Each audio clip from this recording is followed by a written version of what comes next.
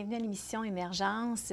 Je suis Sylvie Lapointe et Émergence célèbre les gens qui poursuivent leur passion et osent faire une différence positive dans leur communauté. Aujourd'hui, j'ai avec moi Stéphanie Mété. Bonjour Stéphanie. Bonjour Sylvie, merci de m'avoir invitée. Bien, c'est un plaisir. Déjà là, je lisais ton site web et je dis, mon Dieu, on pourrait être des sœurs, là, elle et moi, là.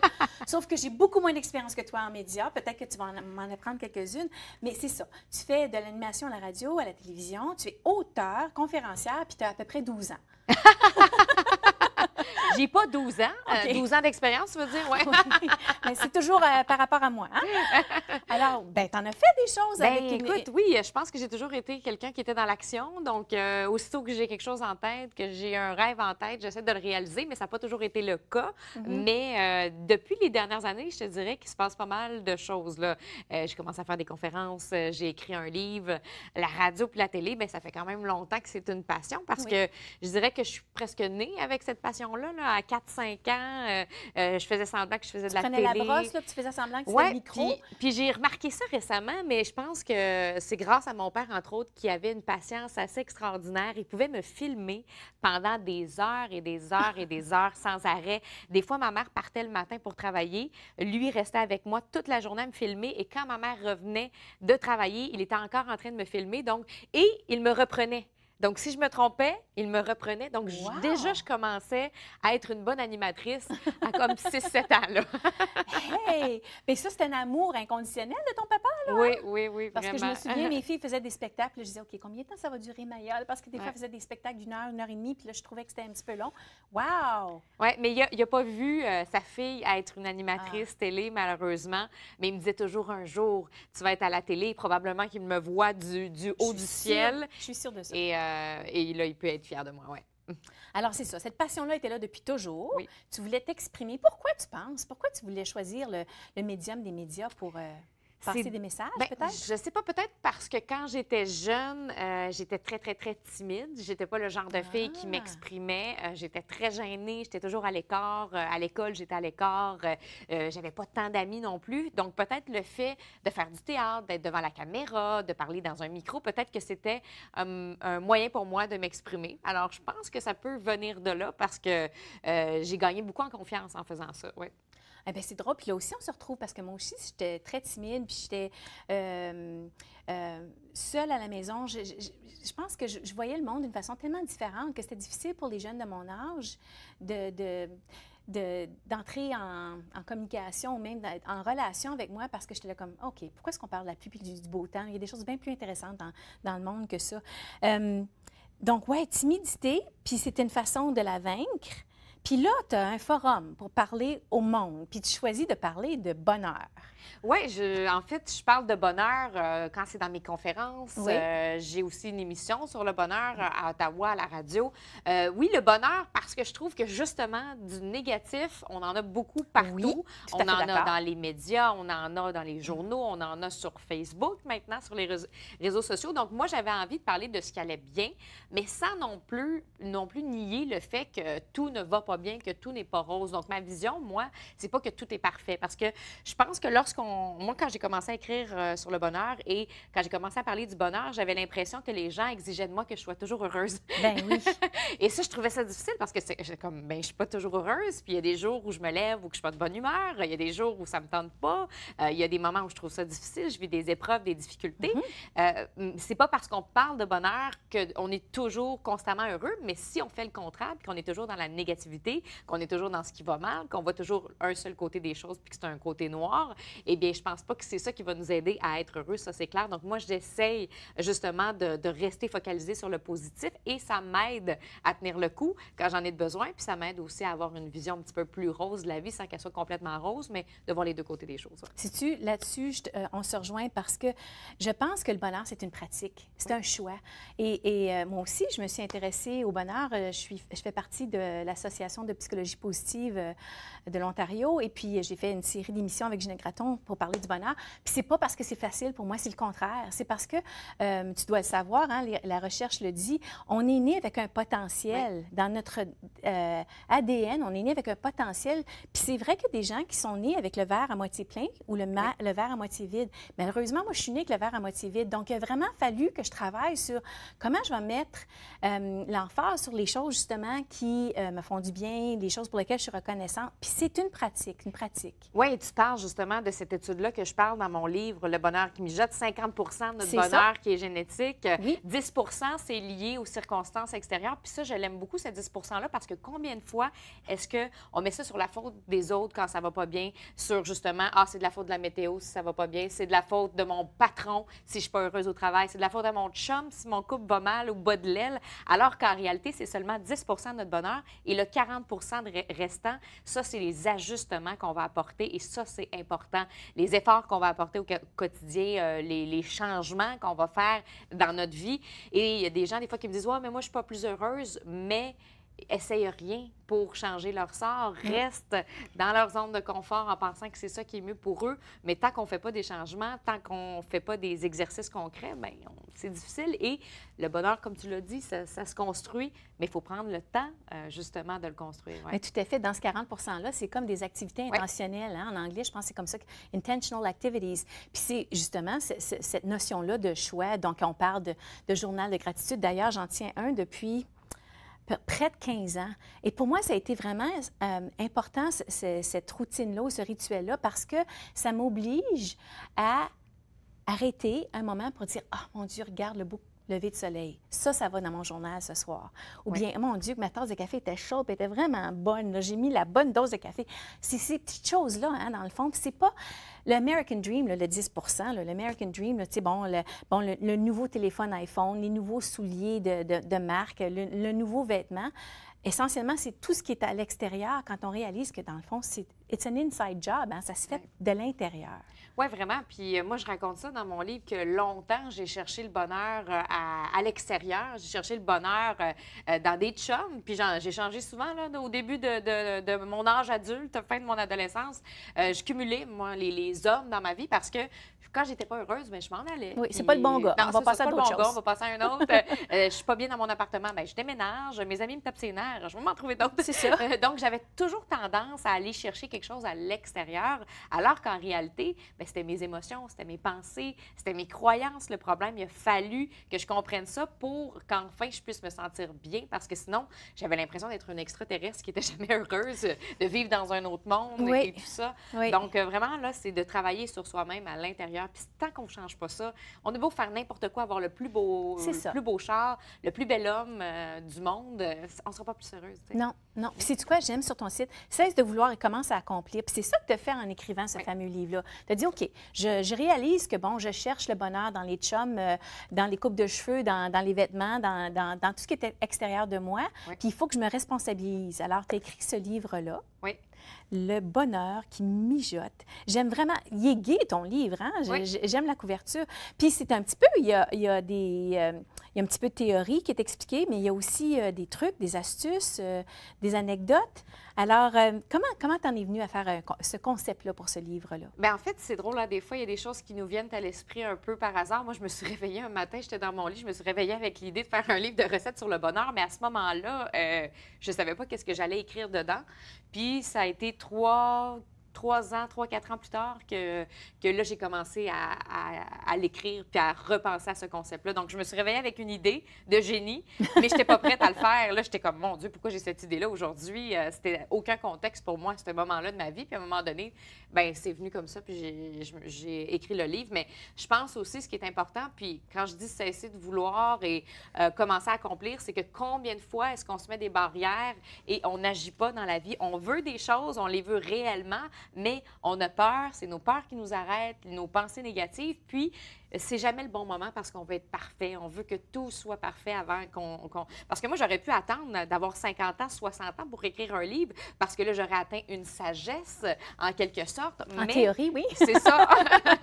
Sauf qu'en même temps, si j'attends là, peut-être qu'à 50 ans, je vais trouver quelque chose d'autre. Je vais peut-être dire, ah, ouais, mais je ne suis pas prête encore, il faudrait que j'attende encore. Donc, il y a toujours des raisons qui vont nous empêcher d'aller de l'avant.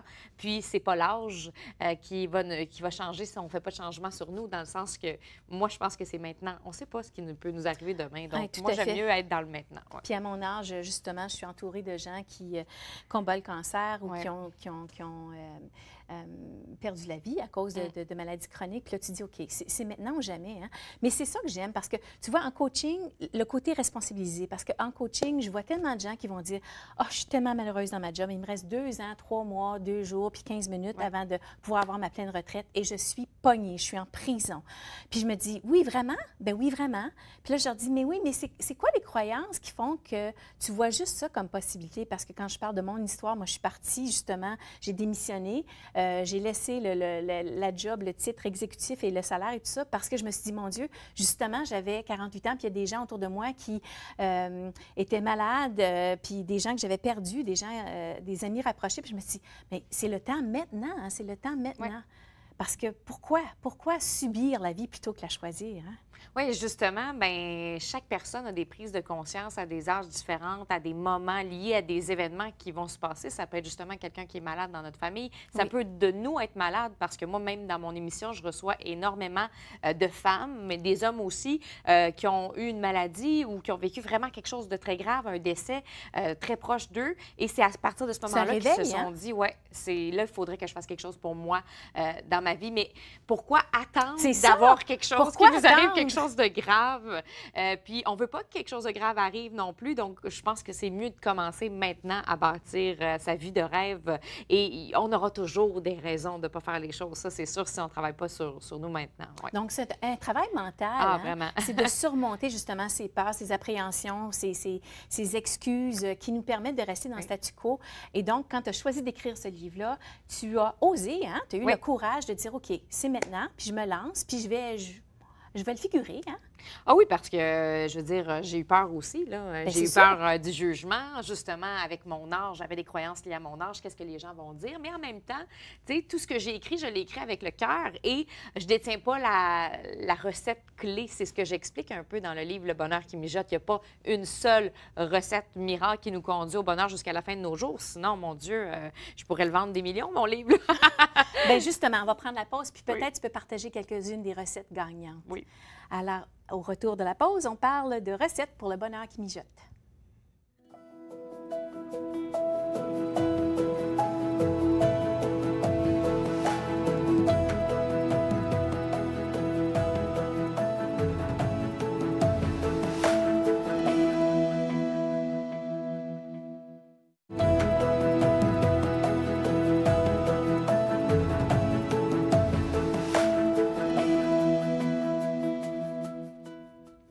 De retour à Émergence, on est en conversation avec Stéphanie Mété qui nous parle de son livre Le bonheur qui mijote.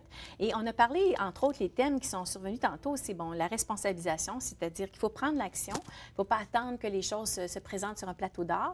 Il faut aussi surmonter ses peurs, avoir le courage, oser. Et puis, dans ton livre, tu parles de différentes recettes. Puis là, je t'ai dit, OK, vas-tu nous dire tes recettes préférées? C'est quoi tes recettes préférées? Bien, en fait, moi, mon livre a vraiment été conçu comme un livre de recettes avec des métaphores par rapport à la bouffe. Donc, chaque début de chapitre commence avec une métaphore par rapport à la bouffe. Par exemple, chapitre 9, c'est ajouter de la crème fouettée à votre vie. Ça, j'aime beaucoup ça parce que moi, je suis une fille de plaisir. J'aime ça avoir du fun dans la vie et je trouve tellement qu'il y a des gens très, très, très sérieux que tout doit être sérieux, tout doit être organisé. Et moi, c'est le contraire. C'est ajouter du plaisir à votre vie. Comment est-ce qu'on peut ajouter de la créativité à son quotidien? Des fois, c'est juste de faire les choses différemment. Donc, moi, sur cette question-là, comment faire les choses différemment, je l'utilise autant dans ma vie personnelle que professionnelle. Comment est-ce qu'on peut faire les choses différemment avec notre conjoint? Je vous laisse aller là-dessus. Ça peut être comment faire les choses différemment au travail. Tu sais, si on est toujours habitué de faire les choses de la même façon et qu'on se demande exactement et qu'on se demande aussi des fois pourquoi est-ce qu'on ne l'a pas eu, notre augmentation. Mais tu sais, des fois, en faisant une petite petite chose de plus, en faisant les choses différemment, en montrant qu'on est capable d'en faire plus, d'ajouter sa créativité. Ça, j'aime beaucoup cet outil-là. Puis, il y en a tellement comme ça que je propose. Arrêtez d'attendre après votre biscuit de fortune parce que des fois, on attend que la chance vienne à nous, alors que si on attend après quelqu'un, après un signe de la vie, on peut attendre longtemps. Il faut nous-mêmes créer notre chance, faire des actions si on veut que les choses fonctionnent. Combien de fois j'ai entendu « Steph, t'es chanceuse de faire de la télé, t'es chanceuse d'avoir écrit un livre. » Non, non, je ne suis pas chanceuse. J'ai travaillé fort pour me rendre là. J'ai persévéré. J'ai fait des cours de théâtre, d'improvisation. Je suis allée à l'école de radio. Je suis allée voir un éditeur pour lui proposer mon livre. Donc, ça ne s'est pas fait toute seule. C'est pas venu à moi. Mais des fois, je me rends compte qu'il y a beaucoup de gens qui pensent que ça vient à nous, alors qu'en réalité, on s'ouvre des portes en allant. Tu as tout à fait raison. Ma fille, qui est prof de musique, a été invitée à faire un discours à son école en fin d'année pour parler aux gradués de son ancien programme. Puis je lui parlais, on faisait du remue-ménage, puis je lui parlais de Hilary Swank. Est-ce que ça dit quelque chose? Oui, une actrice d'Hollywood qui jouait dans la pièce I Love You et d'autres, Multi-Million Dollar Baby, etc. Et puis, je l'ai vue en personne, puis elle a dit, je ne crois pas à la chance. Je pense que c'est du travail ardu qui rencontre une opportunité. Oui. Puis je pense que c'est vrai, c'est vrai. Mais c'est de s'ouvrir les yeux face aux opportunités aussi, parce que des gens qui disent « j'ai pas de chance », ces gens-là vont pas être à l'écoute des signes autour d'eux. Par exemple, moi, des fois, je vais ouvrir la radio, il va y avoir une chanson, je vais faire « oh mon Dieu ». Oui. Là, il y a une idée qui me vient par rapport à mon projet du moment, où je vais rencontrer quelqu'un, puis je vais dire « quelle chance j'ai eu de rencontrer cette personne-là qui est en lien avec mon projet ». Parce que j'ouvre mes œillères, en quelque sorte, aux opportunités qui s'offrent à moi. Mais il y a des gens qui sont tellement convaincus qu'ils n'ont pas de chance, qui se ferment toutes les portes, alors qu'en réalité, il y en a plein de portes, mais ils ne voient pas. Donc, c'est d'être capable, c'est d'être capable de s'ouvrir les yeux face aux opportunités. On en a tous. Ouais. Ça, puis aussi de considérer que, bien, en tout cas, c'est ma croyance à moi, la vie est un petit peu magique. Hein? Oui. Puis que quand on est alerte à ces synchronicités-là, on peut justement découvrir plein de possibilités qui étaient peut-être présentes, mais qu'on ne voyait juste pas auparavant. Exactement. Je suis bien d'accord avec toi. C'est juste que des fois, je dis aux gens, attendez pas juste la magie. Il faut que vous soyez en mode action. T'sais, moi, j'ai toujours été la fille qui parlait de mes projets à tout le monde. Ça peut être tannant des fois, mais c'est comme ça que j'ai fait des contacts. Parce que là, à la force de dire aux gens, « Hey, tu vas voir, je vais faire ça, je vais faire ça, je vais faire ça », c'est comme ça que j'ai écrit mon livre. J'arrêtais pas de dire aux gens, « Vous allez voir, un jour, je vais écrire un livre, je vais écrire un livre, je vais écrire un livre. » J'ai une idée de livre. Et là, à un moment donné, il y a une de mes amies qui m'a dit, « Ah, je connais un éditeur, je pourrais te donner son numéro de téléphone, etc. » Et c'est comme ça que j'en suis venue à écrire le livre. Donc, si j'avais gardé mon projet pour moi dans mon sous-sol, bien, puis que je n'avais pas dit à personne, peut-être que ça ne serait pas arrivé aussi rapidement. Ouais. Tout à fait. J'enseigne ça souvent dans mes ateliers où je dis aux gens, pensez à changer quelque chose. Bof, peut-être. L'écrire, ça augmente tes chances que ça se réalise, mais le déclarer, justement, ouvertement, publiquement, les recherches démontrent que c'est vraiment la façon gagnante de réaliser des projets. C'est d'en parler. Oui, parce que tu en parles et les autres en parlent et on trouve un contact comme ça, on finit par le trouver. Et on parle justement du fait, Sylvie, de mettre peut-être sur papier aussi ses rêves. Et c'est pour ça que j'ai emmené ça, ton tableau ça, c'est mon vision board que j'aime beaucoup. À chaque année, j'essaie de le renouveler et j'écris là-dessus vraiment tous mes rêves, toutes les choses que j'ai envie. Et ça crée un ancrage à l'intérieur de moi. On utilise beaucoup les ancrages en programmation neurolinguistique. Oui. C'est que lorsque je vois, par exemple, mes rêves, par exemple les voyages, je vois des rêves que je veux réaliser, ça me fait un rappel, ça me crée un rappel à mon esprit. Donc là, le matin, je vois ça, chaque matin, je fais comme, ah, c'est vrai, il faut que je me mette en mode d'action par rapport à tel rêve, telle affaire. Je me rappelle aussi souvent de ne pas oublier de faire d'exercice, parce que ça, je pourrais procrastiner souvent. La nourriture, qu'est-ce que je veux, donc mes valeurs. Même des choses à éviter, aussi. je vois. Des choses à éviter aussi. Donc, bien là, j'ai écrit l'alcool, mais mon Dieu, c'est l'été, donc c'est correct. Un petit rosé, ça se prend bien dans une terrasse. Un petit rosé, ça se prend bien. Puis les légumes, c'est plus ou moins ça? Bien, les légumes, c'est plus. C'est toujours plus, les légumes. On va en manger. Je dis à mes filles, quand ça vient aux légumes puis aux fruits, demandez-moi jamais, c'est toujours oui la réponse. Oui, c'est toujours oui la réponse. C'est ça. Ouais. Alors, ma vie, je l'adore. Est-ce que tu l'adores, ta vie? Oui, je l'adore, ma vie, parce que je la crée sur mesure, en quelque sorte. Oui. C'est moi qui décide ce que je veux mettre dedans. Et des fois, on dit, bon, moi, je peux pas faire ce que je veux parce que j'ai des enfants, parce que j'ai un travail qui m'occupe beaucoup. Mais en même temps, c'est à nous de se trouver de l'espace. Puis des fois, on fait tellement des choses qu'on n'aime pas. Combien de fois est-ce qu'on va dans des parties plates, qu'on accepte des invitations qu'on n'a pas envie d'aller et qu'on dit oui? Surtout quand tu es dans les médias, tu es très sollicité, Oui, j'imagine. exactement. Donc, Oui. moi, maintenant, je dis non. Puis au début, je trouvais ça difficile de dire non, mais apprendre à dire non, c'est un défi. Mais une fois qu'on le fait et qu'on l'emploie souvent, bien, ça a un impact parce qu'on dit oui aux choses les plus importantes pour nous et c'est là qu'on laisse l'espace aux choses importantes dans notre vie. Donc, apprendre à dire non, là, ça, c'est un très, très bon outil. Ouais. Oui, ben c'est ça, tu as parlé de l'envers parce que dire non, c'est aussi dire oui à certaines choses. Ah oui, c'est dire oui à soi-même. C'est Ouais. ça. Alors, souvent, quand on est dans le mode de faire plaisir aux gens, on est dans le oui de l'autre, mais pas dans le oui de soi. Exactement. Oui. Donc, c'est se choisir encore. Tu as commencé cette initiative-là sur le bonheur, bon, parce que l'idée t'est venue, puis là, tu as du courage, puis tu as des guts, puis tu l'as déclaré à plein de gens. C'est quoi ton ambition ou ton rêve? Bien, c'est d'encourager puis d'inspirer le plus de gens possible à réaliser leurs rêves et créer leur vie de rêve parce que je vois des gens remplis de potentiel qui ne l'exploitent pas et je trouve ça très triste, souvent par manque de confiance en soi, parce qu'on a des peurs ou des croyances, parce qu'on n'est pas conscient qu'on a ces peurs-là et ces croyances et qu'avec du travail, on peut en arriver à les défaire ou juste les accompagner. Moi, j'aime ça dire accompagner mes peurs et pas juste la vaincre complètement parce qu'au début, on l'accompagne, on la prend par la main puis on avance un pas à la fois. Donc, le but, c'est d'inspirer le plus de gens possible. Commençons avec 10 000 personnes. C'est-tu bon, ça? Oui, j'aime ça, 10 000, la loi de 10 000. Hein, Commençons avec 10 000 Oui. personnes à inspirer, à réaliser leurs rêves, faire les choses qu'ils ont envie. Puis je pense que c'est ça ma mission, d'aider les gens parce que j'ai réussi à le faire. Puis je veux dire, les gens souvent me voient comme quelqu'un qui réussit, mais ça n'a pas toujours été le cas. J'ai été très, très gênée dans ma carapace pendant des années. Je veux dire, j'ai travaillé de mon côté, j'ai travaillé sur ma confiance, j'ai travaillé pour en arriver où je suis. Donc, tout le monde peut y arriver selon moi. Puis ça, c'est ma croyance, mais je l'aime beaucoup. Moi aussi, je l'aime. Le potentiel humain, tu penses-tu que c'est parce que ils ont davantage tendance à écouter la petite voix qui les a critiqués, qui les a même abaissés? Parce que dans le fond, on a tous du potentiel, mais il y a des gens qui ne savent même pas comment entendre la voix de la possibilité. Et souvent, je pense que la voix qui nous parle dans notre tête, c'est souvent la voix de l'enfant. Puis moi, quand il y a des peurs qui remontent, c'est souvent la voix de l'enfant qui s'est fait intimider, l'enfant qui a vécu telle expérience, tel événement dans sa vie. Et là, je me dis, non, je n'ai pas à écouter l'enfant. C'est quoi l'adulte que j'ai envie d'être aussi?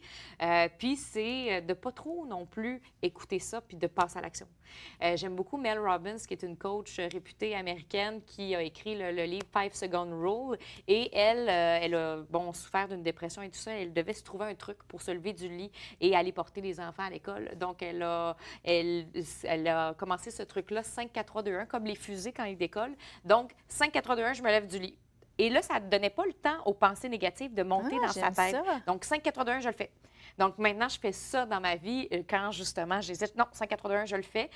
J'ai donné ce truc-là. Mon chum, ça l'aide beaucoup à aller au gym aussi parce que souvent, tu t'en vas au gym. Le pire, c'est de rentrer dans la voiture puis de mettre ses espadrilles. Tu t'en vas au gym et là, tu es là, ah non, mais il me semble que j'ai travaillé fort aujourd'hui, je suis fatiguée. Ah, mais il me semble que j'ai bien mangé, j'ai pas besoin d'y aller. Et là, c'est là que tu te décourages. Plus tu réfléchis, plus tu te décourages. Donc, quand tu fais 5,81, j'y vais, tu le fais. J'aime ça, cette idée-là. Parce que c'est ça, hein, c'est là où on commence à s'inventer des excuses, puis on commence à douter de ses capacités. Puis d'ailleurs, c'est pour ça que j'ai appelé ma compagnie Émergence, parce que je veux faire émerger le plein potentiel chez les gens. Mais des fois, la première étape, c'est de leur faire réaliser qu'ils en ont du potentiel. Ah, c'est souvent la plus grande des étapes. Puis la plupart de ces étapes-là, peu importe c'est quoi les changements qu'on veut faire, c'est de prendre conscience de nos faiblesses, mais prendre conscience aussi de nos forces. C'est ça avec le potentiel. Des fois, la problématique, des fois, je rencontre des femmes d'affaires incroyables, mais qui ne croient pas à leur potentiel, donc ils vont charger moins cher, vont faire du bénévolat. Et là, je leur dis, bien voyons donc, ton service est incroyable. Ah, mais mais il y en a d'autres. Ou j'ai juste une petite entreprise. Mais il ne faut pas dire, j'ai une petite entreprise. Il faut dire, j'ai mon entreprise et j'offre tel ou tel ou tel service. Donc, nous-mêmes, on se rabaisse. Donc, on est notre pire ennemi parce qu'en réalité, son service, par exemple, à cette femme-là est incroyable. Donc, il faut faire attention aux mots qu'on utilise aussi quand on se projette ou quand on se présente. Ouais. Oui, puis c'est un cercle vicieux, hein, parce que s'ils n'osent pas mettre en pratique leur talent et leur qualité, ils n'auront jamais le reflet qu'ils ont quelque chose à offrir. Hein? Exactement. Et donc, ils restent prises dans ces croyances, comment on dirait, des croyances qui nous amoindrissent essentiellement. Oui, croyances limitantes, ça peut être ça, oui. Donc, si tu avais à résumer tout ça dans un message, parce que justement, l'émission Émergence, c'est pour inciter les gens à l'action. Hein? Souvent, on pense à des bonnes affaires, mais je ne suis pas capable, c'est pas la bonne personne, c'est pas moi. Qu'est-ce que tu dirais? Bien, je dirais de ne pas attendre d'être parfait avant d'aller de l'avant. Vaut mieux faire un pas vers l'avant, faire une action imparfaite que faire aucune action et d'attendre d'être parfait parce qu'on va toujours vouloir être plus parfait. Donc, moi, je dis passer à l'action, faites quelque chose. Puis, quand on parle de passer à l'action, ça peut être une petite action, une première action en lien avec votre rêve. Donc, je pense que c'est le meilleur conseil que je peux donner. Puis, attendez pas que ce soit comme vous voulez parce que ce ne sera peut-être jamais à la hauteur de ce que vous voulez. J'aime ça. Pas d'attendre que c'est parfait parce que ça aussi, c'est une excuse. Donc, de saisir le moment présent, essentiellement. Le moment présent, oui. Et de se responsabiliser pour nos choix qui nous rendent justement accessibles le bonheur. Oui. Merci Stéphanie Mété. Bien, merci à toi, Sylvie. Alors, je vous encourage à lire le livre de Stéphanie, Le bonheur qui mijote. Tu as aussi un site web. Oui, stéphaniemeth.com. Et puis, tu donnes des conférences et des ateliers. Oui, je serai porte-parole aussi du Salon Mieux vivre de l'Outaouais à la fin septembre. Oui. Alors, si on veut justement se prendre en main et puis grandir notre bonheur, il y a des recettes, il y a des trucs et astuces et il y a une personne inspirante devant nous aujourd'hui qui pourrait vous inciter à l'action. Merci Stéphanie. Ça m'a fait plaisir. Puis vous pouvez télécharger le premier chapitre de mon livre aussi. Gratuitement. Gratuitement sur mon Merci. site. Merci. Merci Stéphanie et on se voit.